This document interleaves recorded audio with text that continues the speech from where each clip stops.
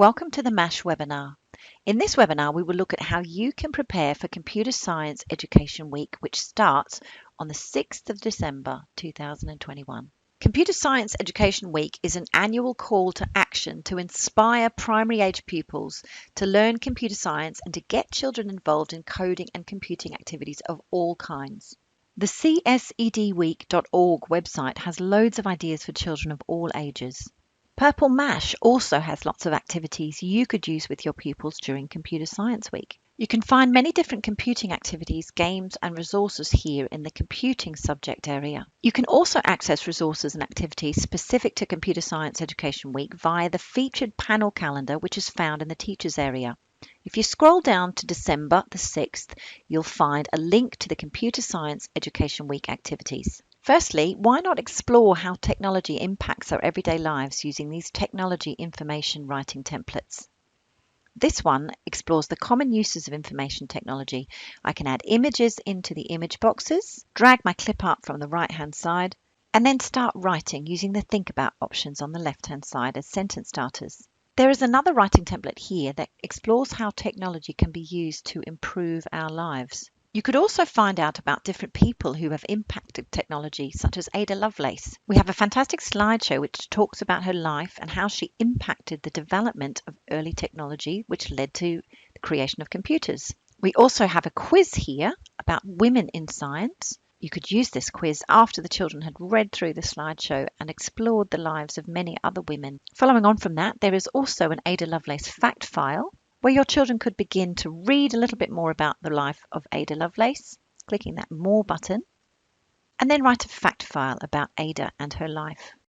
You could also get your children coding using some of our coding tools. We have 2Code, which is our block coding tool. We also have 2Go, which teaches the principles of coding using simple instructional language and is a follow-on from using the floor robots for early years, and it's designed for Key Stage 1 pupils. We also have Logo, which uses a simple text-based programming language to control a turtle around the screen.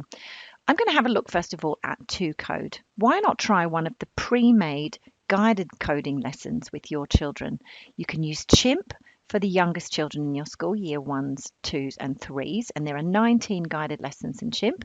If you scroll down to Gibbon, there are 11 guided lessons for year 3s and 4 pupils, and Gorilla, which is designed for year 5 and 6s. And if you've been using our computing scheme of work, which is in the teachers area here, using the coding units with your children, then your class will probably already have experience of using 2Code, particularly the guided lessons. So perhaps for next week's Computer Science Week, your children might want to explore a little bit more using the free code. If your children are year 1s, 2s and 3s, then perhaps you could use free code Scenes or even free code Chimp. For year 3s and 4s, you could use free code Gibbon, and year 5s and 6s, free code Gorilla.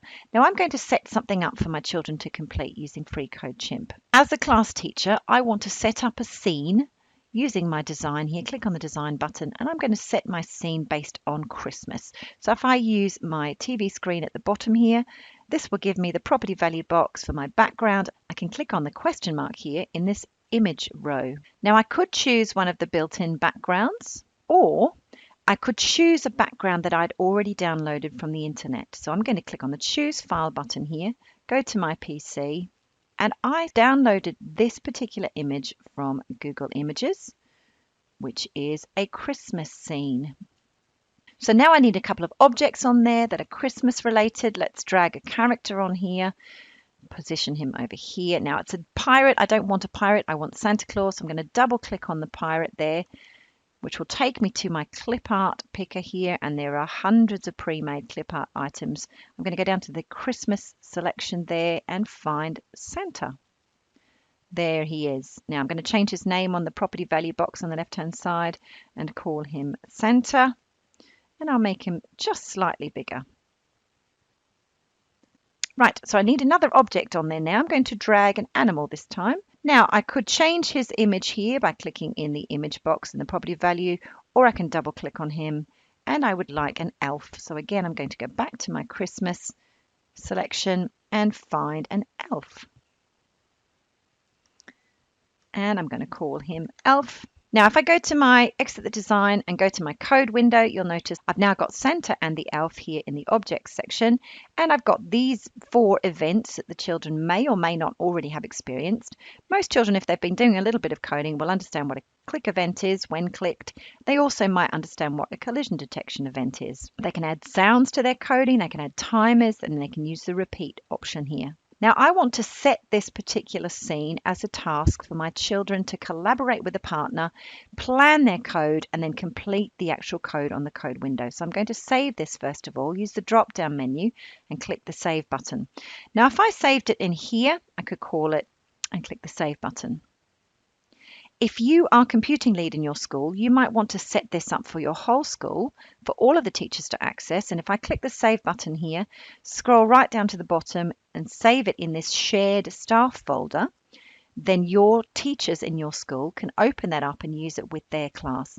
So if I come out of here, if I go up to the Work tab area at the top there, scroll down here to the staff folder, your staff will all be able to access this scene that I had created, and they could set it as a to-do from this staff folder here by clicking this Set To-Do button. Give it a description so the children know what you're asking them to do. So there, I've added my instructions. Children are going to be coding this Christmas scene with a partner.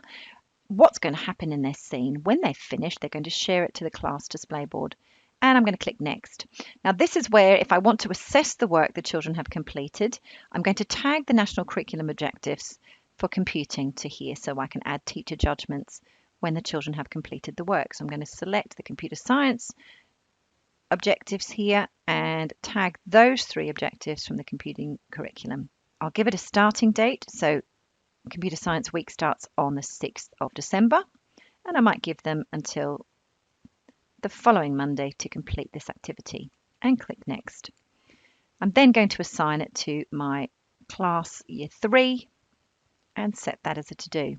Let's see where that is. If I go to my to-do tab at the top there, scroll down, you'll see my Christmas scene code has been set for class 3 and it starts in 6 days' time. Let's click the preview button and see exactly how it would open up for the children. So there we have my code window. Children can click on the design scene there. They can add other objects onto their scene if they like, and then they can get coding on the code window.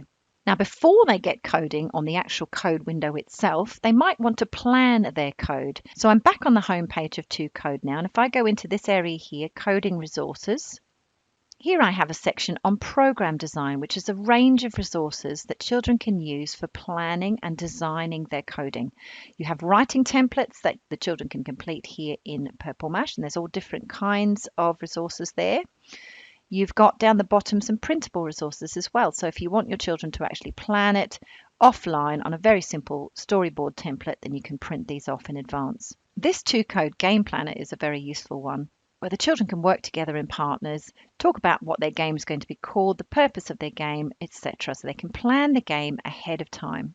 When your children have completed their Christmas code and added all the code that they wanted to plan into their code window, they can save it and share it to the display board for their friends to play. I've saved this code already, so I'm ready to share it to the class display board. And I'm going to select this bottom sharing option. As a teacher, I created a Computer Science Week coding display board here, which the children can share their work to, and click OK.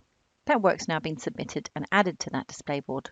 And the children can play my game here in the sharing area.